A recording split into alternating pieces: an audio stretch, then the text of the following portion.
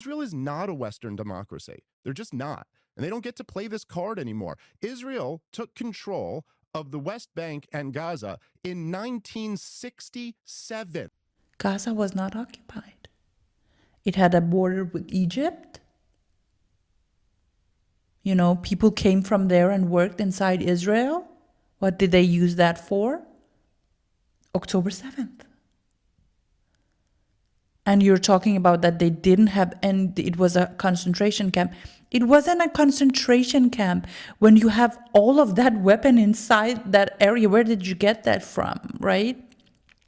Pictures and videos show us that there were luxury cars, luxury items. It was a good life before October 7th, right? And they were allowed inside Israel to work. So what do you want from the Israelis?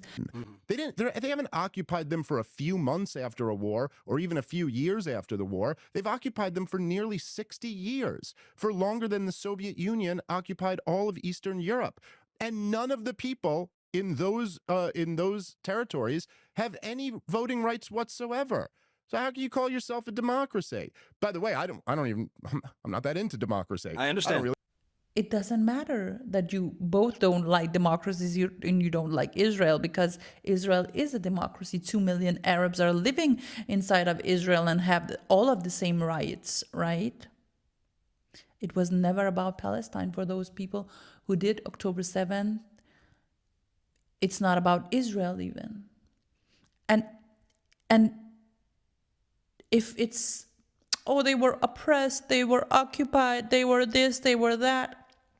Why did 9/11 happen? Why did the Boston Marathon bombing happen? Why did the Manchester bombing happen? Why did the Charlie Hebdo attack happen?